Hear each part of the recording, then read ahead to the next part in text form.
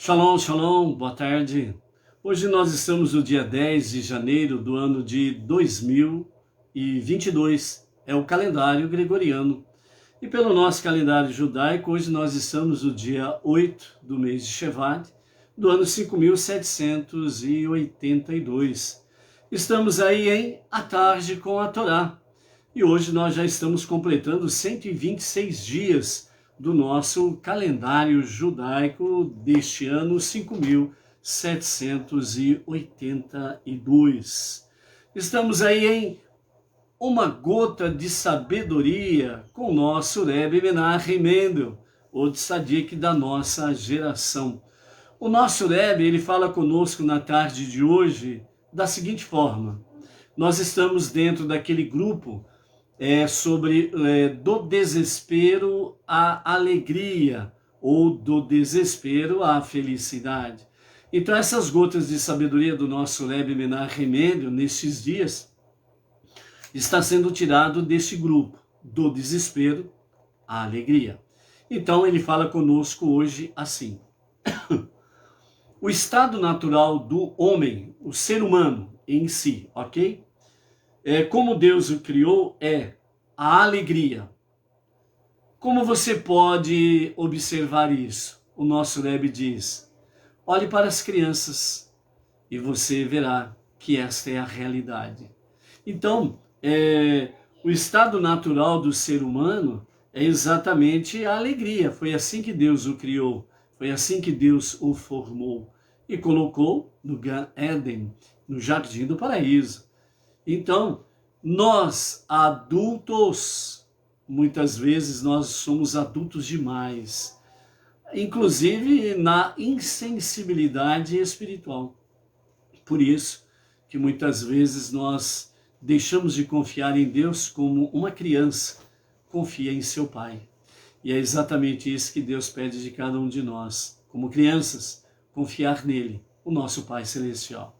Por isso, observe as crianças e você verá que esta é a forma original que Deus criou o ser humano, com alegria, em alegria, para a alegria.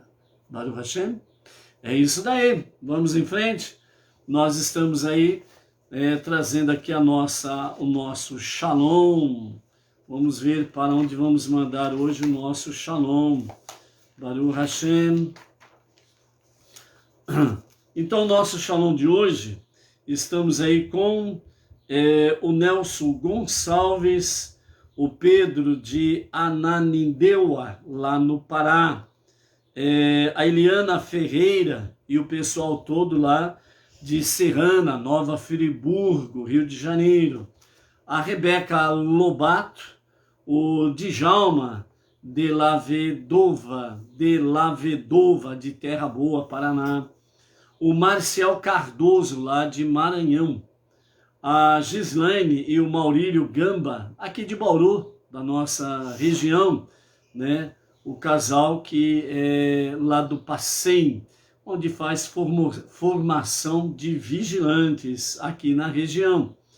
Lídia Moresch, ou Moresch Alves de Oliveira, de Vitória, Espírito Santo, a Alzair Leal, lá de Feira de Santana, Bahia, a Raquel Binas, lá de São Paulo, Grande São Paulo, a Maria Lúcia Fraga Costa Pirajuí, aqui da nossa cidade, nossa vizinha, a Elizabeth Lobo, da cidade do Porto, em Portugal, Jandir Dias, Campo Grande, Mato Grosso do Sul, o Márcio Costa, Claudinei Tincani, de Cotia, né, Grande São Paulo, Gabriela Faria, de Agudos, aqui a nossa região de Bauru, Rosivan Rosa Correia, da cidade de Santo Antônio do Descoberto, lá em Goiás, o Edson Batista Filho e a sua esposa Gisele, da cidade de Paranavaí, né, que é o estado de Paraná. Normalmente eles se identificam aí nas redes sociais como Mashiach Ben David. Então é o casal Edson e Gisele. A Maria Isabel Gouveia, de Lucélia, São Paulo, interior, Beniglésia Cardoso de Menezes e o seu esposo Givanildo, aqui de São José dos Campos, interior de São Paulo. O Fernando Duarte, lá do Rio de Janeiro, Cleo Mota, o João Paulo Ferreira, de Itacoatiara, Amazonas, e Luciano Bare Manuel Picon, da Grande São Paulo, Osasco, Baruch Hashem. E aí nós temos a Miriam Barros, de Brasília, Malu, lá de São Sebastião, Distrito Federal, a Luciana Rodrigues, de Marília, que é a nossa região, Baruch Hashem, né? E o Mashiach Ben David, que aí é o Edson e a Gisele, Baruch Hashem, ok?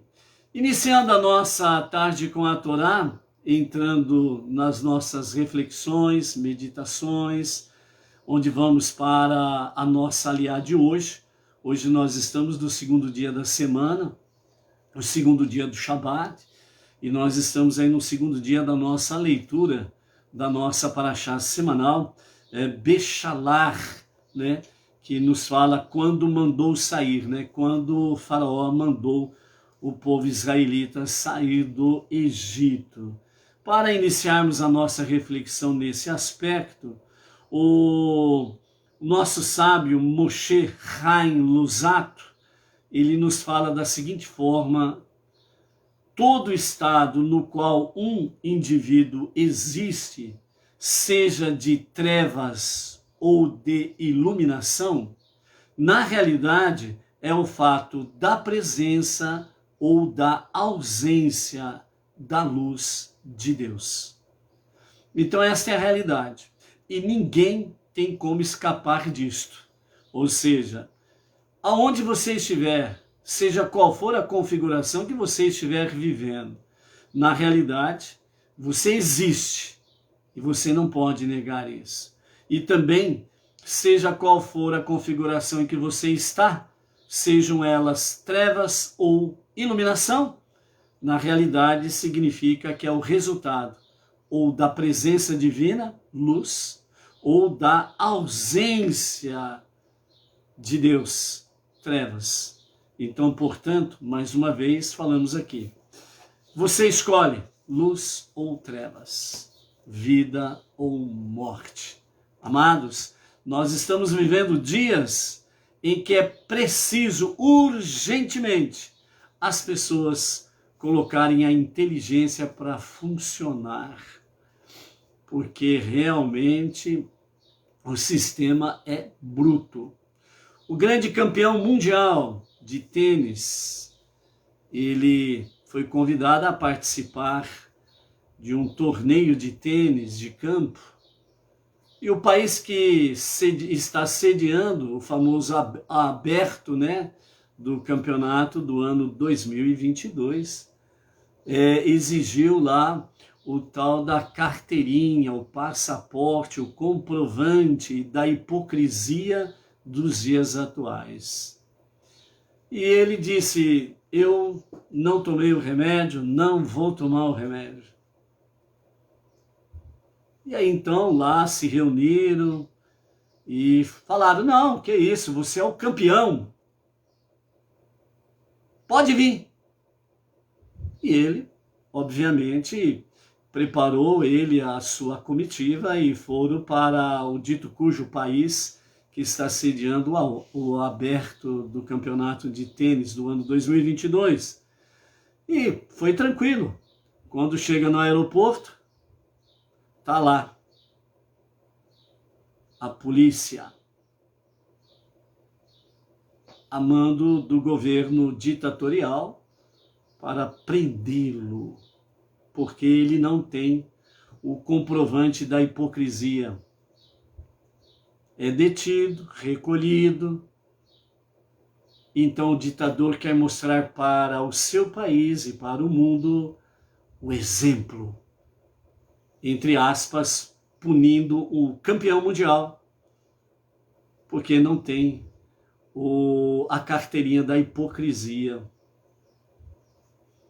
Beleza. A classe, né, dos tenistas. É uma classe muito unida. Representa muito bem o povo, né? O povo muito unido. Só que não.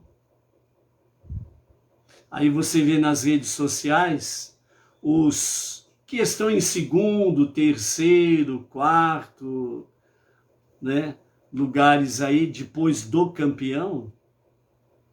Várias fotos deles com o grande gênio do século XX e do século XXI, que não entende bolhufas nenhuma sobre ciências, pesquisas científicas e coisas semelhantes.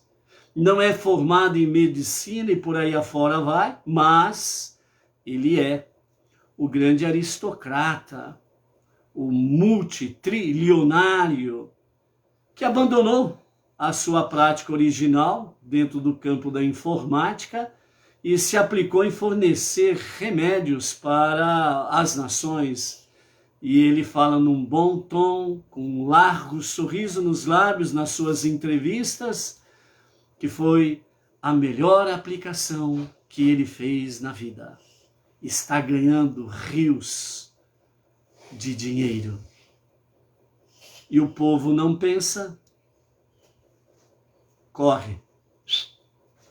Então, essa classe que deveria ser unida, como o povo deveria ser unido, não são. Então, simplesmente ignoraram a ausência do grande campeão e simplesmente, né, estão lá nas redes sociais fotos, né, com o, entre aspas, o grande gênio. E aí está explicado o porquê banir o grande campeão, porque é imbatível. E ele mostrando ao mundo que não se rendeu à hipocrisia. Então, se ele participa do evento, então seria, na visão dos perversos, ele seria um grande mau exemplo para o mundo. Só que o tiro saiu pela culatra. A sua determinação de não se render a uma droga experimental que está causando danos irreparáveis nas pessoas, mutilações, problemas de saúde para o resto da vida, que não é longa, será breve, e automaticamente muitos que estão morrendo por aí afora vai. Nesse sentido, Bechalar, quando o faraó mandou sair do Egito. Esta é uma mensagem subliminar desse grande perverso e aqueles que estão associados com ele. Ou você fica no Egito e segue as nossas regras, ou você será expulso do Egito. E esta é a realidade. Então, Bechalar vem trazer para nós uma grande reflexão. Aqueles judeus que quiseram permanecer, que queriam, melhor dizendo, permanecer no Egito, na praga da escuridão morreram. Por que que eles morreram na praga da escuridão? Porque foi a punição que Deus deu a eles, porque eles perderam o sentido da vida. Eles perderam o objetivo da vida. Eles perderam o objetivo da sua missão de estar aqui. Então se tornaram vazios, ocos. A vida não tem mais sentido. Por isso que morreram. Mas os que saíram do Egito, saíram com fé e confiança naquele que é um e único, indivisível e incorpóreo, único Deus, único Salvador para qualquer situação das nossas vidas. E foram em busca da terra prometida, que Deus prometeu, não que homens perversos com falsas promessas de salvação, de solução de problemas e de curas, prometem um paraíso debaixo de 7 palmas de terra. Você escolhe a vida ou a morte. seguir os homens perversos ou seguir a Deus. Por isso diz o nosso sábio Moshe Chaim Luzzatto, de forma bem simples, onde todos podem entender. Todo estado no qual um indivíduo existe, ou seja, em qualquer situação que você se encontra, seja elas de trevas ou luz, é o resultado da presença ou da ausência de Deus. E muitos estão escolhendo a morte e as trevas, a dor, a tristeza.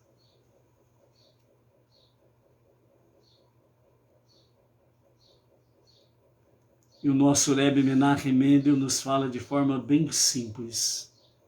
A configuração com a qual Deus formou, criou o ser humano é a alegria. Mas os adultos se esqueceram disso. Então o Rebbe diz, olhe para as crianças. Não perca o seu espírito de criança. Confie no Pai Celestial. Então Bechalach vem trazer para nós realmente essa configuração de uma dinâmica verdadeira para a nossa atualidade. É isso que o Rebbe fala. Você não pode ficar preso na leitura escrita no passado sem vivenciá-la o presente. Por quê? Porque a Torá, ela é infinita. Porque a sabedoria da Torá é infinita. Porque as lições e os aprendizados da Torá, os 5 primeiros livros da Bíblia, são infinitas. E por que assim o são? Porque o seu autor é Ein Sof, é o infinito, o próprio Deus. Essa é a questão. Salmos nos traz passagens esplêndidas sobre aqueles que confiam em Deus. Então, emuná e bitachon, fé e confiança em Deus, é a luz no fim do túnel. É a chave que abre o cofre de Deus. É o amor que faz com que o coração de Deus seja, entre aspas, mole em nosso favor.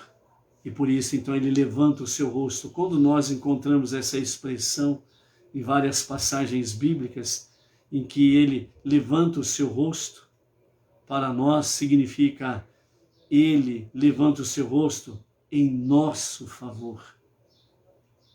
Porque ele nos olha com apreço, com amor, com carinho, e como Pai das misericórdias que ele é, sempre pronto a nos abençoar. Então Bechalach vem trazer para nós realmente o remexer, para que nós não sejamos robôs, para que nós não sejamos gados.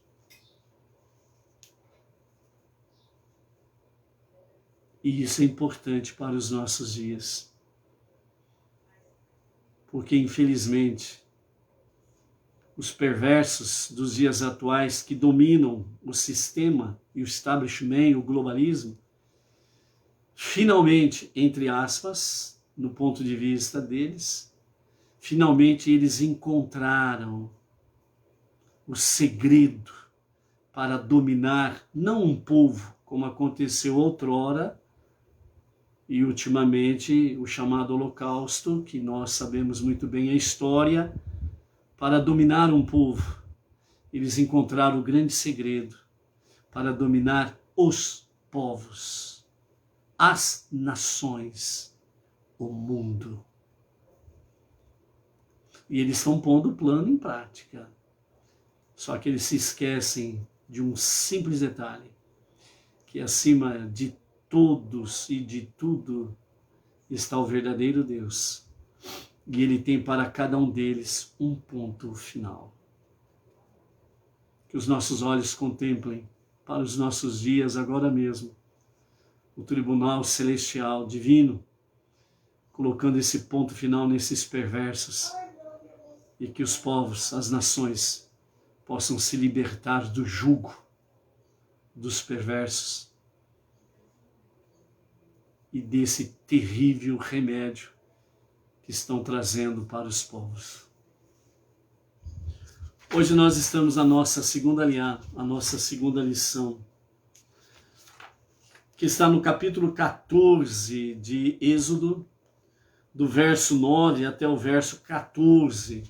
Então nós temos a seguinte leitura que nos fala assim, com os comentários de Irache. Os egípcios, todos os cavalos dos carros do faraó, seus cavaleiros e seu exército perseguiram-nos e alcançaram-nos ao anoitecer no dia 20 de Nissan, enquanto estavam acampados perto do mar de Juncos, junto a Pi-Hahirote, diante de Baal-Tsefon. O faraó aproximou-se, indo até a linha de frente, conforme prometera. Os israelitas levantaram os olhos e avistaram os egípcios avançando atrás deles, com disciplina militar exemplar, ou seja, eles estavam realmente perfilhados numa disciplina militar, ou seja, prontos para a batalha. E a batalha era dizimar este povo, que nos envergonhou, tirou-nos a nossa honra, colocou para baixo os nossos ídolos e a nossa autoridade. Então o faraó estava disposto a eliminar aquele povo, os homens, e trazendo de volta as mulheres e crianças para serem escravas no Egito.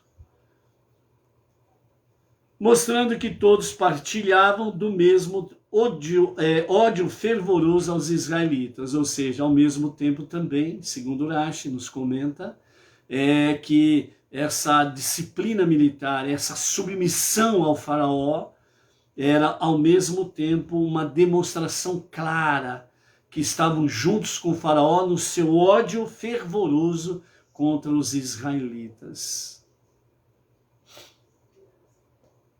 Também levantaram os olhos e avistaram o anjo da guarda do Egito, vindo em auxílio dos egípcios. Diante dessas duas visões, eles tiveram medo. Quando nós temos aqui levantar os olhos e avistaram o faraó, né, do Egito, e temeram muito. Então, dentro da Mishnah, do Talmud, e os nossos comentaristas falam que o povo israelita, além de ver o exército totalmente perfilado, compartilhavam do mesmo ódio fervoroso junto com o faraó contra os israelitas, eles também avistaram o anjo do Egito. Isso nos mostra aquilo que a Mishnah e o Talmud traz para nós, que cada nação tem um anjo. Tem um anjo, que é o anjo daquele país. E, obviamente, se aquele país é um país perverso, idólatra, o seu anjo não é nada bom. Então, quando eles viram o anjo do Egito, sabiam que a coisa não era legal, não era boa. Porque o anjo, ele era um anjo que, devido à maldade e à perversidade dos egípcios sob o comando do faraó, então o anjo que foi fortalecido a dominar, a proteger, entre aspas, o Egito e os egípcios, era um anjo do mal. Então é assim que acontece nas nações. Por isso diz o profeta, cada nação anda em nome do seu Deus, mas nós, o povo israelita, andamos em nome do nosso Havaiá, do nosso Deus. Então, por isso, é muito importante para os Benei Noa, entre as nações, estarem cada vez mais trazendo luz e a santidade divina, para quebrar o poder deste anjo maligno que estão sobre as nações. Então, quando o povo israelita viu o anjo do Egito se alinhando com o faraó trazendo, entre aspas, a proteção para o faraó e seu exército. Então eles tiveram medo, porque viram que realmente a batalha não ia ser nada fácil, ia ser uma grande batalha. Então por isso que muitas vezes entre as nações, quando você começa a trilhar o verdadeiro caminho do monoteísmo, com fundamento judaico, com orientação rabínica, você experimenta de sabores amargos, difíceis e muitas vezes negativos nos primeiros passos. E aí você diz, ou você se expressa, né, dizendo, depois que eu resolvi realmente trilhar o caminho correto, parece que as coisas não estão dando muito certo para o meu lado. Por quê? Porque o anjo deste país, ele está com as suas forças, os seus exércitos, né, realmente lutando contra você, para você não abandonar o caminho das trevas, do engano, da mentira, e trilhar o caminho da verdade e da luz com Deus. E Deus permite isso, à semelhança do que ele permitiu aqui para o povo israelita. Ele permite isso por quê? Porque ele quer ver qual é o verdadeiro propósito do seu coração.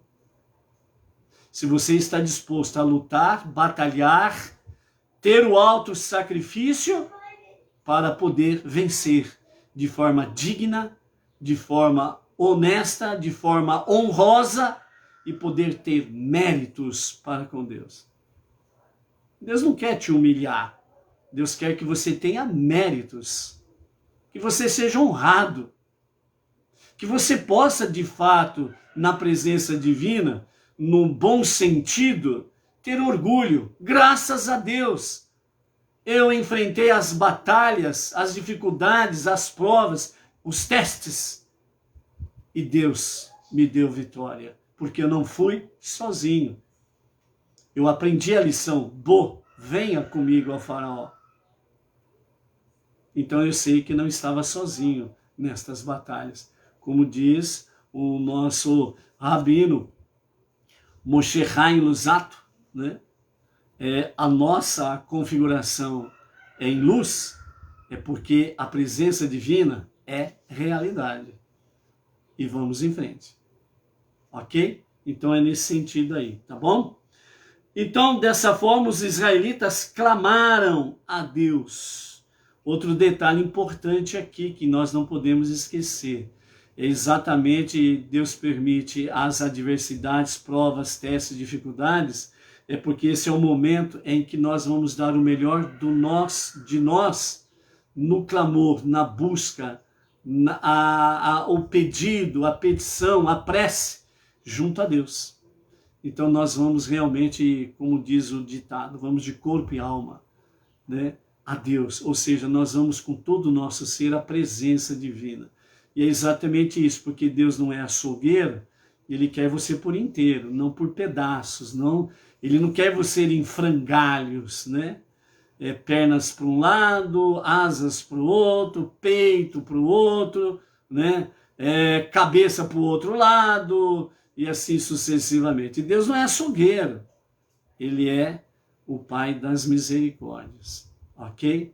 Então a configuração com a qual ele criou, formou cada um de nós, foi por inteiro. Quando ele soprou naquele boneco de terra o fôlego de vida e passou a ser alma vivente, foi exatamente por completo, não por pedaços, ok? Vamos em frente. Capítulo 14, verso 11. Contudo, a pressão do perigo logo os levou a falar insolentemente, apesar de sua confiança em Deus. Disseram a Moshe, foi por falta de sepulturas no Egito que nos trouxeste para morrer no deserto? O que nos fizeste tirando-nos do Egito? Não é a mesma coisa de que te falamos no Egito, quando Datã e Avirã disseram, deixa-nos em paz, para que sirvamos aos egípcios?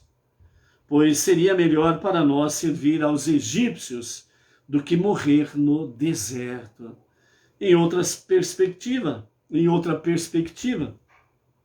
o povo exprimiu suas queixas quando viu que os egípcios continuavam se aproximando, mesmo depois de suas preces, ou então apenas alguns ainda acreditavam na promessa de Deus, enquanto outros começavam a ter dúvidas. Em todo caso, essa foi a primeira vez que o povo questionou a capacidade de Deus de vir em seu auxílio. Então aqui nós temos a primeira, né, de várias que vamos vendo na sequência, né? A primeira, o primeiro questionamento do povo israelita sobre a capacidade de Deus de vir em seu auxílio. Vamos ver outras pela frente, ok? Então, verso 13 e o verso 14, porém Moshe disse ao povo, não temais, permanecei firmes e testemunhai a salvação de Deus, que realizará para vós hoje, porque os egípcios que vistes hoje não vereis nunca mais. Deus lutará por vós e vós vos calareis. Opa! Quem diz que Deus não fala? Cala a boca. Obviamente nós estamos falando num sentido figurado, num bom sentido, ok? Né? Mas é uma realidade. Tem momentos que Deus fala assim, o povo começa a ter blá blá blá, aquela confusão, aquele caos de palavra, confusão da mente, não é certo ou não, eu confio, não confio. Então o povo fica naquele jeito, naquele pavor. É exatamente o ponto que o faraó quer, o povo em pavor. É exatamente o que os globalistas querem, o povo em pavor, porque fica fácil de dominar. Fica fácil de dominar as pessoas apavoradas, medrosas. Qualquer um domina. É só vir com uma palavrinha. Calma, aqui está a tua salvação. Pronto, acabou. As pessoas não pensam, não fazem uma autorreflexão, não colocam a inteligência para funcionar e se entrega àquele perverso que está ali fazendo uma vã promessa. Enquanto que nós vemos aqui o que o povo disse a Moshe. Por que nos tiraste do Egito? Para morrermos no deserto? Quando você traz a verdade, normalmente as pessoas que estão sem a luz divina, elas reagem dessa forma. Você é um louco. Você não sabe o que fala. Eu confio na ciência. Mas a Torá, ela nunca negou a ciência. Pelo contrário, a verdadeira ciência, ela está a serviço de Deus e não dos homens perversos. É aí que você diferencia a verdadeira ciência e a falsa ciência. Quando a verdadeira ciência ela vem para confirmar a existência do ser humano, então é uma verdadeira ciência. Deus está nesse negócio. Quando você vê, entre aspas, a ciência a serviço de pessoas para que elas possam se enriquecer e, de fato, a cura não é real, eles sempre vão usando uns paliativos. Então não é ciência divina, é ciência de homens que querem escravizar as pessoas e lucrar na doença e na morte das pessoas. Há uma história em que um certo médico contou, e é uma realidade. Um certo médico disse assim, ele teve um filho, educou, preparou para ser um médico também. Então, cursou os níveis normais das escolas, né, da escola, passando diante, chegou ao nível de faculdade, passou, começou a fazer a medicina, se formou, fez todo o estágio que era necessário, e depois começou a clinicar junto com o pai. Então o pai disse assim, bom, meu filho, já estamos trabalhando um certo tempo juntos, agora eu sei que você está apto a cuidar do consultório. Eu e mamãe vamos sair de férias e você vai cuidar do consultório e vai cuidar dos nossos pacientes. Beleza, filho, ok, pai. Boas férias para o senhor e para a mamãe. Aí, uma das recomendações que o médico disse ao filho foi: ó filho, essa paciente aqui, cuida dela com muito carinho. Ela tem uma ferida na perna, cuida dela com muito carinho, tá bom? Tá bom, pai, pode deixar. Então o pai foi, curtiu umas férias de 30 dias, viajou para lá, para cá, e etc e tal. Ele e mamãe passearam, refrescaram a cachola. Retornaram das férias, o papai começou a trabalhar com o filhinho e vai passando os dias, passou 1 mês, 2 meses. Aí o pai disse: filho, lembra daquela paciente que eu falei para você, cuidar dela com carinho, sobre uma ferida na perna? Ela falou, o filho disse: sim, pai, lembro sim. Então, ela não apareceu mais. Aí ele pegou, o filho disse: mas o senhor falou para cuidar dela com carinho. Eu cuidei dela e curei a ferida dela. Então, graças a Deus, ela está curada. Aí o pai disse: não é isso que eu quis dizer. É para cuidar dela devagar, paulatinamente, de forma paliativa. Porque graças àquela ferida da perna dela, foi o que ajudou muito você na faculdade. Então essa é uma história. Essa é uma realidade. E agora chega um gênio que não é nada no campo da medicina, das ciências e etc e tal, e financia ao seu bel prazer. Vai ser do meu jeito. Então, cientistas, órgãos governamentais, mundiais, internacionais, submissos a ele. E vão usando um ou outro governante aí que tem um poder a nível internacional, vai pagando bem, as coisas vão andando e o faraó vai mandando. E os seus súditos vão obedecendo. E à medida que vão conseguindo escravizar os povos, então tornam-se todos partes do seu grande domínio. Então disse o povo a Moshe: por que nos tiraste do Egito? Para nos matar no deserto? Para morrermos no deserto? E essa é uma realidade. E essa é uma realidade. Por isso que a Torá ela é sempre viva e atual. Porque você tem como trazer a Torá e as suas lições para os nossos dias atuais. A história se repete. Os figurinos são diferentes, mas o enredo ele é praticamente o mesmo, sofrendo algumas alterações devido às tecnologias, às modernidades, então vão se adaptando.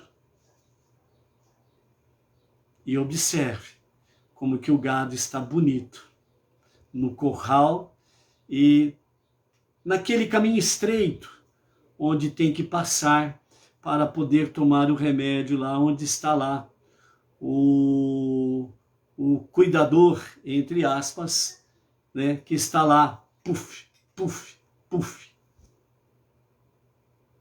Passe por aí afora e veja. Quando o povo começa a realmente a pensar e começa a ver que realmente Deus fez algo tão maravilhoso no seu corpo humano, lhe dando capacidade de reprodução da sua autodefesa, que é a sua imunologia. Algo tão maravilhoso. Quando eles começam a pensar, então eles veem que está escapando o domínio das mãos deles. Então eles pegam e inventam uma nova notícia. Aí as pessoas, ah lá, vai começar tudo de novo. Entram em desespero, perdem a razão, perdem a inteligência e o gado volta para o curral, volta para a filhinha e vão lá. Os verdadeiros cientistas, os verdadeiros pesquisadores, os verdadeiros médicos estão falando. Mas o povo, à semelhança do povo israelita, indagando Moshe, por que nos tiraste do Egito para morrermos no deserto? E estes verdadeiros conhecedores da verdade estão anunciando em várias plataformas, em vários lugares do mundo, audiências públicas. Tivemos aí recentemente audiências públicas na Assembleia Legislativa de São Paulo, entre outros verdadeiros compromissados com a verdade e com a vida do próximo, entre eles o Dr. Nasser, falou muito bem a respeito desta realidade. O bichinho lá do começo, ele já nem existe mais.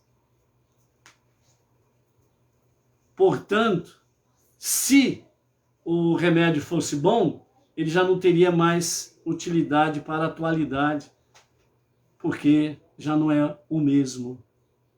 Mas as pessoas, por quê? Por que você quer nos tirar do Egito? Tá tão bom lá.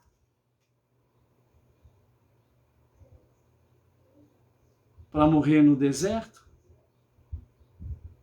Porque o deserto significa luta, batalha, desafios, provas, testes. Não é para qualquer um. Os covardes rejeitam o deserto. Os medrosos rejeitam o deserto. É mais fácil o prato pronto. Está aqui a tua salvação. Você não precisa lutar por ela. Eu te dou.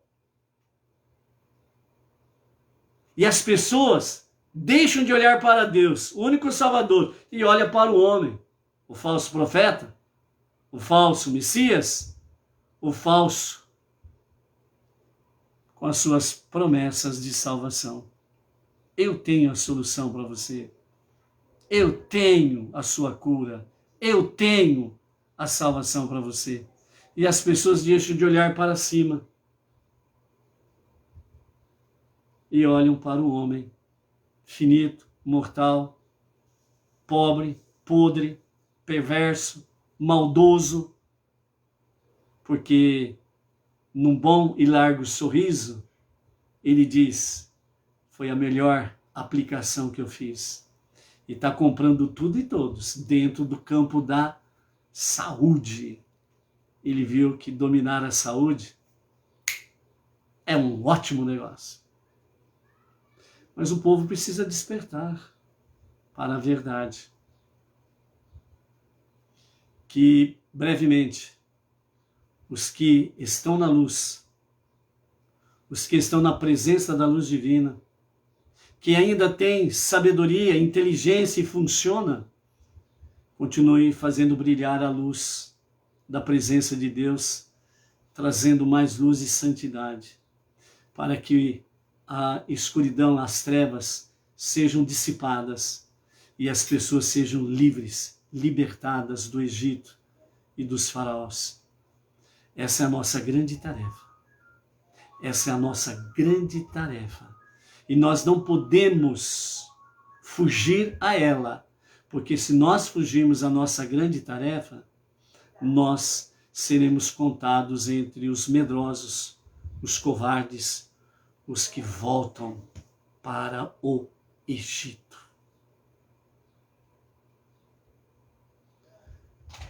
E justamente para fortalecer essa palavra da nossa aliada de hoje, quero trazer ainda mais para vocês comentários daquilo que nós acabamos de ler da nossa aliá, para nós podermos ver de uma forma mais profunda a realidade dos fatos.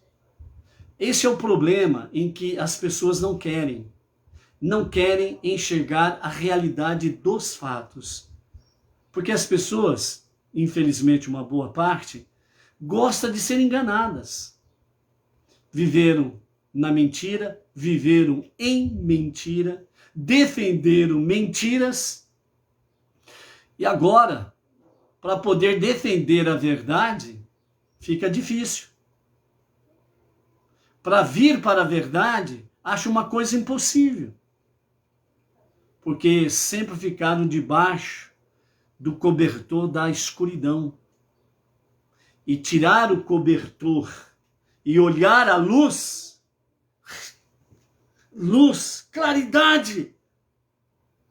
É a mesma coisa quando, por exemplo, acontece de terminar a energia elétrica numa cidade inteira, por exemplo, né? E você fica vários minutos ou horas sem a energia elétrica, então tudo se torna escuro, né? Mesmo que as pessoas acendam um lampiãozinho daqui, uma vela dali, etc. e tal. Mas quando volta a luz, as pessoas automaticamente já dão aquela piscada. Por quê? Porque a luz é mais forte. Então, nos dias atuais, as pessoas estão debaixo de uma luminosidade. E nós precisamos ser o farol de Deus, como um holofote poderoso em luz. E a hora que você aponta o foco do farol, do holofote, tchá! Por que quer nos tirar do Egito? É melhor no Egito do que no deserto, para morrer no deserto? Não! Mas se você tirar a luz, elas voltarão a se acostumar com a escuridão e não terão forças para sair da escuridão. Por isso que você não pode deixar de iluminar. Por isso que você não pode deixar de cumprir a sua missão, a sua tarefa, de trazer mais luz, mais santidade de Deus. Ok?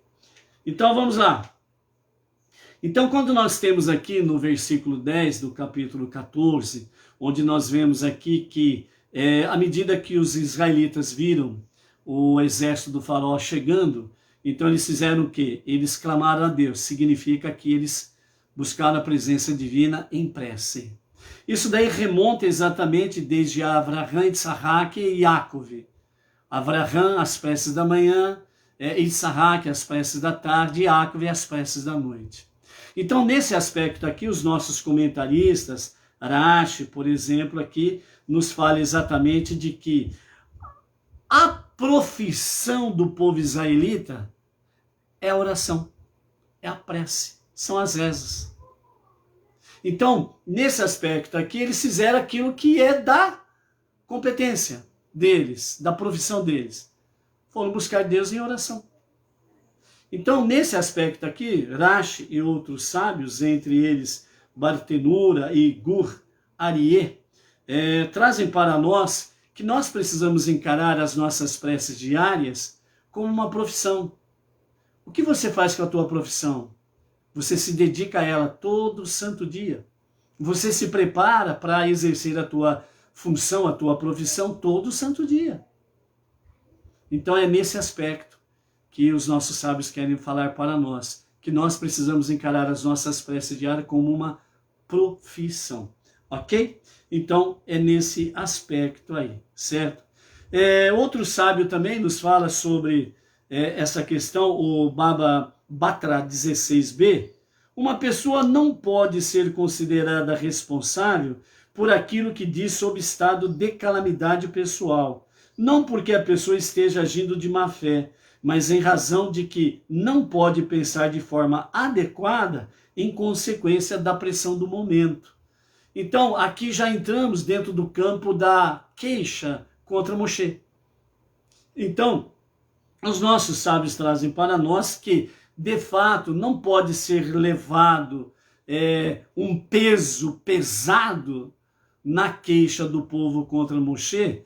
E nessa queixa que eles trouxeram aqui, essa primeira queixa, realmente um peso pesado para serem tratados, né? Mas de serem tratados de uma forma mais amena. Por quê? Porque eles estão sob pressão. Então, sob pressão, normalmente as pessoas muitas vezes ela começa a entrar num parafuso. Então, às vezes, a princípio, ela vai agir de uma forma impensada, falar algumas coisas de forma impensada, não que ela está faltando com a sua fé, confiança em Deus, mas é porque o momento é tenso, o momento é difícil. Então, muitas vezes, a reação, a princípio, ela é um pouco negativa. O que não pode acontecer, isso ter continuidade e ser alimentado, ok? Então, dentro desse aspecto aqui, os versos 13 e 14, onde nós temos aqui no capítulo 14, né, de Êxodo, Moshe disse ao povo, não tenham medo, fiquem firmes e vocês verão a salvação que Deus fará para vocês. Vocês podem ver os egípcios hoje, mas não voltarão a vê-los nunca mais. Deus lutará por vocês, mas vocês devem permanecer calados, né? Então aqui, os nossos sábios trazem para nós 4 aspectos para nós podermos realmente refletir dentro disso daqui. O primeiro deles é, fiquem firmes e vocês verão a salvação que Deus fará para vocês. Essa é a primeira. A segunda questão é, vocês podem ver os egípcios hoje, mas não voltarão a vê-los nunca mais. Terceira lição, Deus lutará por vocês. Quarta lição, vocês devem permanecer calados. Ou seja, vamos agora para os miúdos que os nossos sábios trazem, ok? Antecipadamente, volto a aconselhar vocês, depois do momento oportuno, principalmente essa parte aqui, voltem a ouvir, refletir e tirar ótimas lições daquilo que os nossos sábios estão trazendo para nós, ok? Então vamos lá. Então dentro desse aspecto aqui, nós temos um dos nossos sábios, de nome Mechilta, ele diz o seguinte, como que Moshe respondeu ao povo israelita diante da sua queixa? Então, Moshe, ele respondeu nesses versos 13 e 14, e então o nosso sábio aqui, Mechilta, ele divide em 4 grupos a resposta de Moshe. Primeiro grupo é aquele que disse, mergulhemos no mar, preferindo se afogar do que retornar ao Egito. Segundo grupo disse, voltemos ao Egito, dispostos a aceitar novamente o jugo da escravidão. Mas, terceiro grupo disse, façamos guerra contra eles, na esperança de que saíssem vitoriosos. E o quarto grupo disse, rezemos a Deus, apelando a Deus através da oração. Então, comentando a resposta de Moshe, né, o nosso sábio Mechilta, ele continua agora esmiuçando a resposta de Moshe e os 4 grupos. E depois nós vamos ver aí o que a Hassidut, Rabad, traz para nós, somando a isto. Ou seja, são lições, aprendizados, reflexões, meditações, para nos fortalecer, para não nos acovardarmos diante dos faraós e do Egito, com os seus perversos e os seus planos malignos. Resistir, lutar, vencer é o foco. Vamos lá. Então, vamos lá. Então, comentando, cada um desses 4 grupos, então, tem essa realidade dos fatos, segundo nos traz, né, os sábios do Talmud, entre eles Mechilta. Primeiro grupo, então nós temos aí, mergulhemos no mar, a resposta de Moshe é: fiquem firmes. E vocês verão a salvação que Deus fará para vocês hoje. Ela foi endereçada a esses que desejavam se lançar ao mar. Vocês, segundo tópico, vocês podem ver os egípcios hoje, mas vocês não voltarão a vê-los nunca mais. Isso foi endereçado àqueles que desejaram voltar ao Egito. O terceiro grupo, a resposta: Deus lutará por vocês.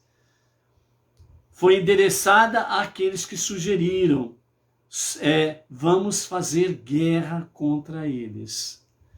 O quarto grupo: vocês devem permanecer calados. Foi endereçada àqueles que disseram: vamos rezar. Qual foi o curso de ação mais apropriado?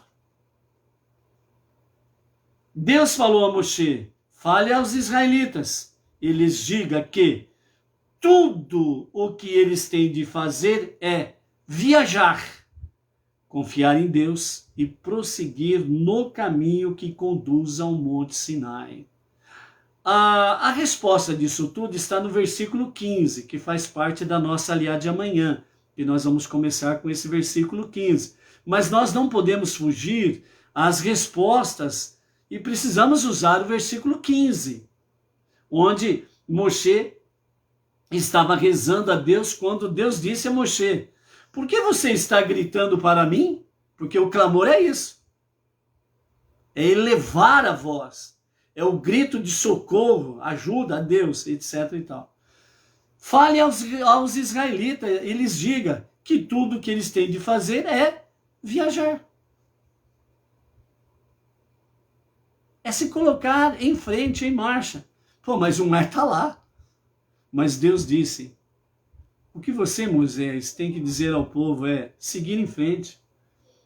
Ou seja, Deus fez a promessa: eu vou vos levar em segurança, com vida, ao Monte Sinai, onde será a outorga da Torá, e oficialmente o povo israelita se tornará o povo escolhido, a menina dos olhos de Deus, e na sequência, em direção à terra prometida. Deus fez a promessa. Ele não é homem, e nem filho do homem, para mentir ou fazer falsas promessas, diferente do que nós estamos vendo aí. Então Deus estava dizendo: Moshe, agora não é hora de rezar, agora não é hora de fazer prece. Para isso, cale-se, mas diga, fale. O povo precisa seguir em frente, em marcha. Ou seja, Deus deu uma chacoalhada em Moshe para que ele pudesse ordenar ao povo. Deus diz: siga em frente, em marcha. E aí nós vamos ver lá na frente quem foi a primeira pessoa que se lançou ao mar, para que realmente pudesse Deus abrir as águas em duas partes. E esse personagem lançou-se ao mar assim que Moshe disse. E quando as águas já estavam na altura do seu pescoço, Deus abriu as águas. E o povo pôde passar por 12 túneis, cada tribo por um túnel, do outro lado. Veremos isso lá na frente, quem é o personagem, ok?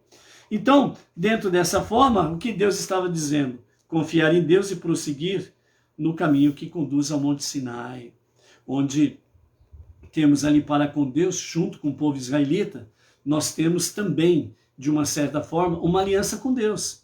Porque Deus, quando entregou os 10 mandamentos, os 10 ditos, Haseret Hadibrot, ele escreveu com 620 letras os 10 ditos. 613 letras correspondente a 613 mandamentos para os judeus especificamente. As outras 7 letras estão ligadas às 7 leis universais para os não-judeus. Deus não esqueceu da humanidade no Monte Sinai. Ele não esqueceu. Por isso a tua configuração como não-judeu entre as nações é para cumprir a sua missão. É isso que nós precisamos fazer. Ou seja, a resposta de Deus a Moshe. Diga ao povo, é preciso viajar. É preciso seguir em frente. Não pode ficar aí parado aí diante do faraó e o seu exército. Eles são nada. São lixo. São pó. E ponto final. E nós cremos naquele que é para todos sempre o único Deus, o único Salvador. Ponto final.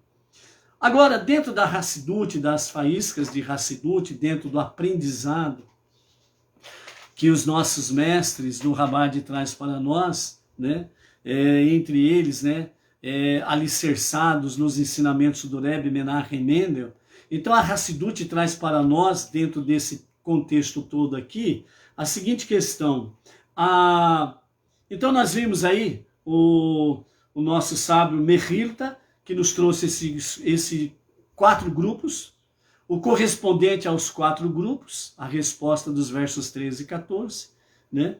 E então agora vamos para uma análise um pouco mais profunda que a Hassidut traz para nós. Então, os nossos mestres, os nossos sábios da Hassidut, do ensinamento Chabad, ele nos fala sobre exatamente que esse incidente provê para nós um protótipo dos diferentes modos de se combater uma adversidade. Mais uma vez, os nossos sábios trazem para nós que a Torá atual, ela não está presa no passado.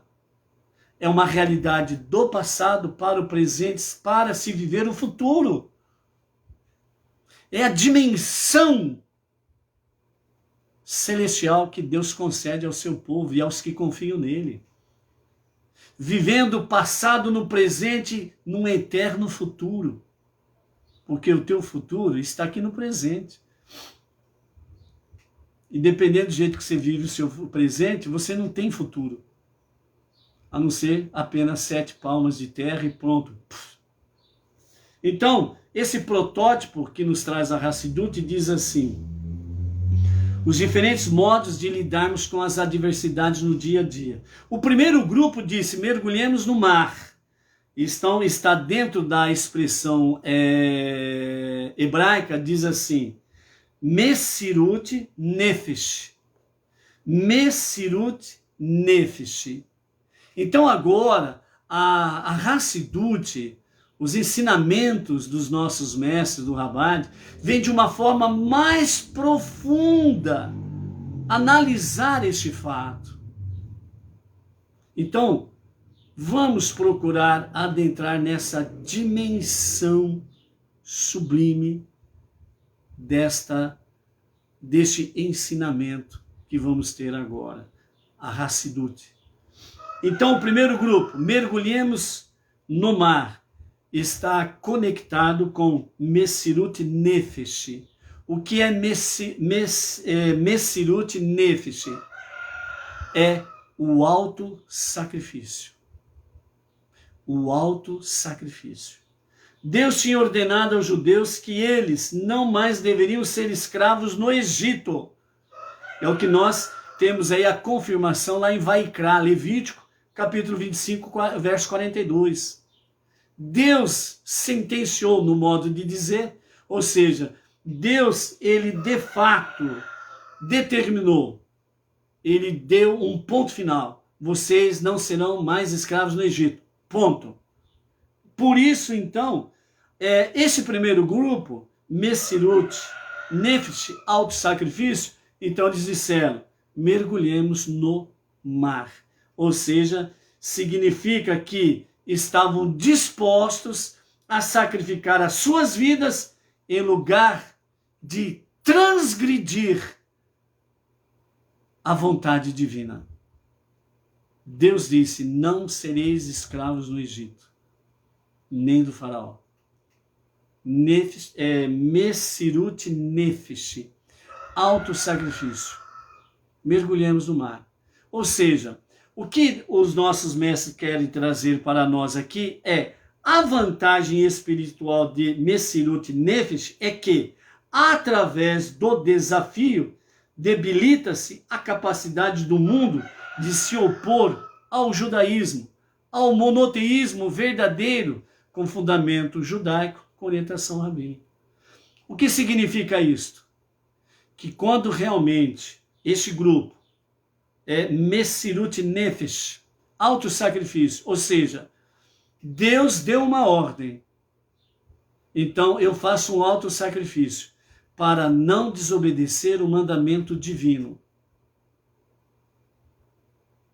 Então essa minha determinação, essa ousadia, coragem de obedecer à vontade divina e não transgredir a vontade divina com meu autossacrifício, significa que o mundo fica debilitado, entra em confusão. Como pode essa pessoa viver esta fé dessa forma, determinada, ousada, desafiando o sistema, desafiando o faraó, desafiando o Egito, mesmo sabendo que podemos matá-la, mas ela não se move. Não vou transgredir o mandamento divino, a vontade de Deus. Está entendendo o recado de Deus? Não volte ao Egito, não. É preferível lutar, mesmo que fisicamente possamos morrer, mas temos a vida eterna para viver. Ponto.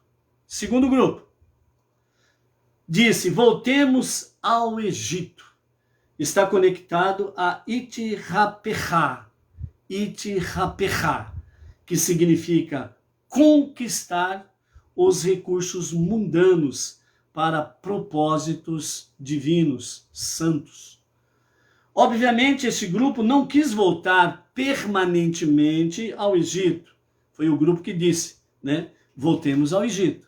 Mas eles estavam imbuídos de Itipahar, que é exatamente o quê? Conquistar os recursos mundanos para um propósito divino.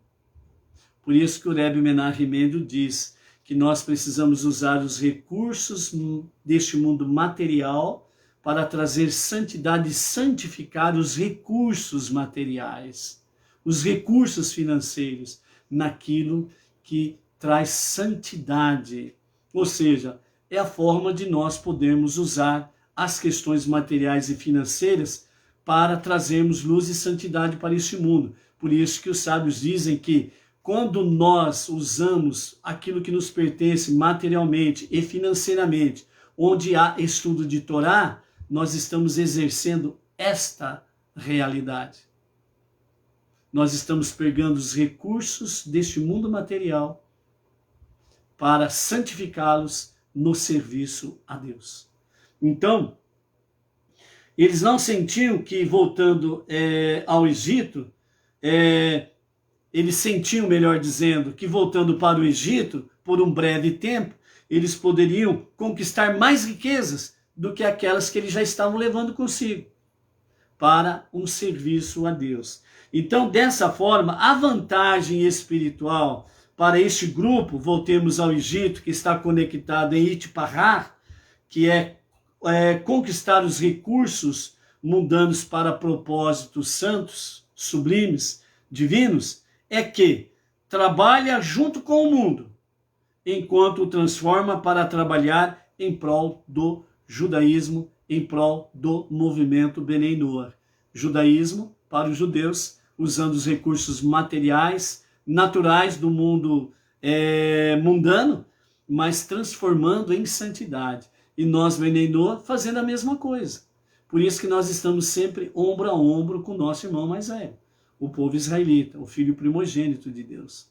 Então, a vantagem deste grupo é exatamente esta, que é no campo espiritual, trabalhando junto com o mundo, mas não sendo dominado pelo mundo, pelo sistema, pelo globalismo, pelo establishment, pelos faraós e as suas perversidades, mas transformando realmente em santidade. O terceiro grupo disse, façamos guerra contra eles, né? Então, exemplificou a aproximação de Bitul Hamenaged. Bitul Hamenaged, que significa eliminar a oposição. Eliminar a oposição. Então, isso é comparável com alguém que, em vez de tentar satisfazer a sua má inclinação, escolhe ignorá-la completamente. Não dá atenção para a inclinação, para a má inclinação. Então, a alma animal, ela quer sombra, água fresca. Ela quer liberdade para a libertinagem. Ela quer realmente desfrutar ao seu bel prazer, como esse, entre aspas, grande cientista da atualidade que está aí, né, em foco nas redes sociais, o grande gênio, né, da atualidade para trazer solução e salvação para os povos, né, um verdadeiro falso profeta, certo? Então, dentro dessa questão, né, para o seu bel prazer. Então, nós precisamos realmente ignorar a nossa má inclinação. Então, façamos guerra. É exatamente isso. É não satisfazer a nossa má inclinação. É uma guerra. Por isso, Bitul Hamenaged, eliminar a oposição. A primeira grande oposição que nós precisamos vencer é a nossa má inclinação. É o nosso ego. É a nossa egolatria, o nosso egocentrismo. Nós não podemos nos deixar sermos embriagados pelo nosso ego, que é sermos ególatras, né? Ser embriagados pelo nosso ego. Então, está nesse terceiro grupo. Então, a vantagem espiritual de Bitul Hamenaged é que aceita a oposição e simultaneamente a nega, ou seja, nós temos outros sábios que nos falam sobre a nossa alma divina e a nossa alma animal. E nós não podemos ignorar a nossa alma animal, ela está em nós. Você ignorar o seu adversário é burrice. Você ignorar a oposição é burrice. Simples assim. Então, dentro desse aspecto aqui, nesse terceiro grupo, é aceitar a oposição, reconheço que eu tenho uma alma animal, eu reconheço que eu tenho uma má inclinação, e que esse adversário que está em mim, eu preciso ter uma guerra com ele constante. Eu não posso bobear, eu não posso ser ingênuo, ignorando no sentido de que ele não tem poder para me dar uma rasteira e me fazer cair em alguma armadilha. Então, é nesse sentido aí. Então, aceita a oposição, mas ao mesmo tempo, ele a nega. Ou seja, alma animal, aqui não. Aqui você não vai levar vantagem. A minha alma divina é mais forte que você. E ela vai subjugar você e vai trazer você para a luz. É isso que o Rebbe disse. A luz que é em ti, faça a escuridão brilhar. Ou seja, a alma divina, pegue a alma animal, traga para a tua luz e faça ela brilhar, ok? Então, esse é um caminho mediano entre Messirut Nefesh, o auto-sacrifício, e Itpahar, que é a aceitação, conquistar o mundo mundano com seus recursos para um propósito divino. E o quarto grupo disse, rezemos a Deus, que é a parte lá, e clamaram a Deus. Então, está conectado com Ribur, que é exatamente se fundir a Deus.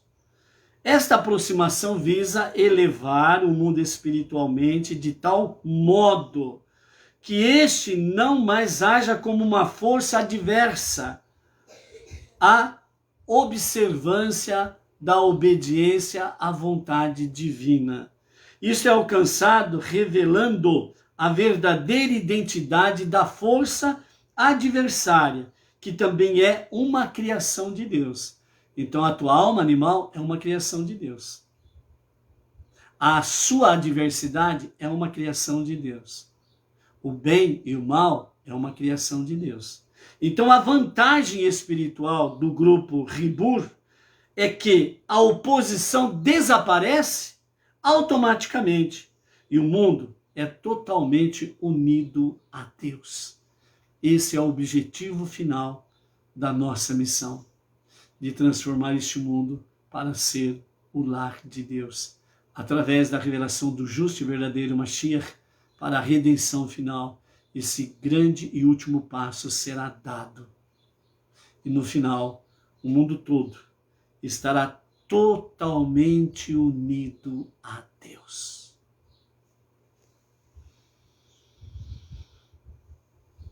Por isso, amados,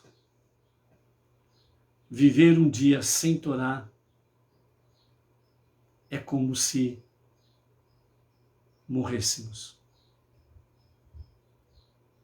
A Torá é tudo. Seus ensinamentos. Os nossos sábios pagaram um alto preço para poder trazer a nós grandes, elevados, sublimes ensinamentos, para que não venhamos perecer para com os faraós da atualidade e o seu Egito, os seus planos malignos. Por isso, que nós possamos unir o aprendizado de todos esses 4 grupos e viver no nosso dia a dia, ombro a ombro, com o nosso irmão mais velho, o povo israelita, nessa nossa jornada dessa última hora. Como diz o Rebbe Menachem Mendel, o líder e o justo da nossa geração, nós estamos vivendo já os dias de Mashiach. A sua revelação é para qualquer momento, e que seja a qualquer momento mesmo. Amém, vem amém. Seja forte, seja luz.